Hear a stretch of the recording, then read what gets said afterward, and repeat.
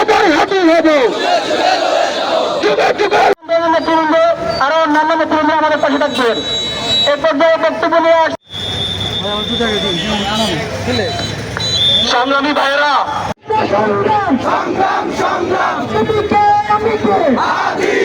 শহীদ আব্দুল হাদী বলে গিয়েছিলেন, তিনি যদি শহীদ হন, ওসমান হাদী বলে গিয়েছিলেন, তাকে যদি বুলেট দিয়ে হত্যা করা হয় তার কোনো আফসোস নাই, তার কোনো হতাশা নাই, কিন্তু তার বিচার যেন করা হয়।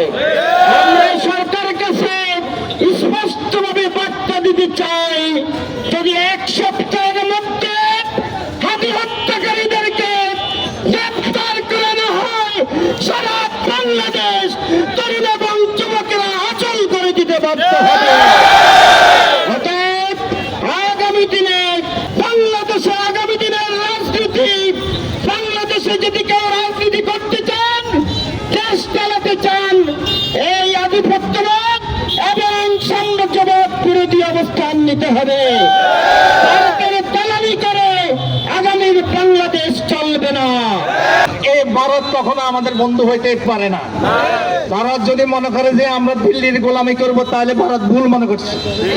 এই দেশের তৈরি জনতা, এই দেশের তরুণ প্রজন্ম গত 24 জুলাই দেখা দিয়েছে, ভারত যদি মনে করে তাহলে ভুল করবে।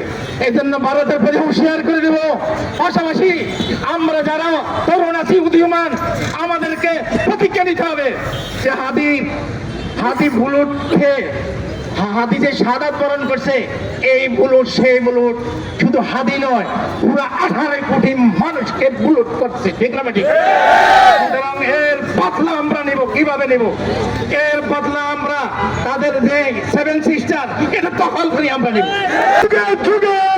ওসমান হাদিকে টার্গেট নিতে পারে, কিন্তু ওসমান হাদির লক্ষ্য, ভীষণ আদর্শকে কখনো পূরণিত করা যায় না। ভারত যদি অনতিবিলম্বে মোস্ট ওয়ান্টেড আসামিদেরকে ফেরত না দেয়, আর এক মুহূর্তের জন্য ভারতীয় হাইকমান্ড এবং দূতাবাস বাংলাদেশে চলতে দেবে না। অনতিবিলম্বে ভারতীয় এই দূতাবাসের সকল ইট সহ খুলে নিয়ে যেতে হবে, না হলে বাংলাদেশের ভারতীয় আগ্রাসন বিরোধী মুক্তিকামী ছাত্র জনতার সিদ্ধান্ত নিবে কি ভারত থাকবে বাংলাদেশে, নাকি বাংলাদেশই থাকবে বাংলাদেশে। ওসমান হাদির স্বপ্নকে এদেশের কোটি কোটি তরুণ নিজেদের স্বপ্নে পরিণত করে আগামী দিনের আধিপত্য বিরোধী শহীদের স্বপ্নে একটি সোনার বাংলাদেশ গড়ে তোলার জন্য ঐক্যবদ্ধ রয়েছে ইনশাআল্লাহ। অবিলম্বে যারা এই হত্যাকাণ্ডের সাথে জড়িত ছিল, যারা এই হত্যাকাণ্ডকে সমর্থন দিয়েছে, সবাইকে স্বল্প সময়ের মধ্যে আইনের আওতায় আগে তাদের শাস্তি নিশ্চিত করতে হবে। এদেশের বিপ্লবী ছাত্র জনতা, 24 ছাত্র জনতা আবার ঐক্যবদ্ধভাবে আধিপত্যের বিরুদ্ধে মাঠে নামতে বাধ্য হবে ইনশাআল্লাহ।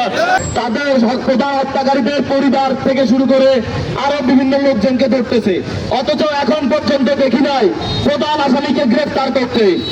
অতএব আমরা মনে করি স্বরাষ্ট্র উপদেষ্টা জাহাঙ্গীর আলম, আইন উপদেষ্টা আসিফ নজরুল এবং সেই নির্বাচন কমিশনার বলেছে ওসমান হাদির গুলি করার ঘটনাকে বলেছিল যে এটি শুধুমাত্র একটি বিচ্ছিন্ন ঘটনা। আমরা মনে করি নির্বাচন কমিশন থেকে শুরু করে স্বরাষ্ট্র উপদেষ্টা, আইন উপদেষ্টা, তাদের আর কোন নৈতিক অধিকার নাই, তাদের গতিতে বসে থাকা। বিএনপি এবং জামাতের নেতৃবৃন্দদেরকে যেভাবে খুঁজে খুঁজে বের করা হতো, কিন্তু এই সরকার আমার পায়ের খুনিকে ধরে নিয়ে আসতে পারে নাই। ব্যর্থতা বলে মনে করব। আমরা দেখতে পাচ্ছি সে ভারতের আশ্রয়ে গিয়েছে। এই ভারত আমাদের আগের শত্রু, বর্তমানের শত্রু, ভবিষ্যতের শত্রু। বিএনপির ভাইদের উদ্দেশ্যে বলবো, প্রেসিডেন্ট জিয়াউর রহমান ভারতের বিরুদ্ধে ছিল, তাকে বেশি দিন বাঁচতে দেয় নাই। আমাদের ভাইদের উদ্দেশ্যে বলবো, আল্লামা দেলোয়ার হোসেন সাঈদী সাহেব ভারতের বিরুদ্ধে ছিল, তাকে বেশি দিন বাঁচতে দেয় নাই। জুলাই বিপ্লবের অন্যতম নায়ক ওসমান হাদি ভাই ভারতের বিরুদ্ধে ছিল, তাকে বেশি দিন তারা বাঁচতে দেয় নাই। একটা কথাই বলতে চাই, সেটা হচ্ছে ভারত আমাদের ওপেন গোপন সকল রকমের শত্রু।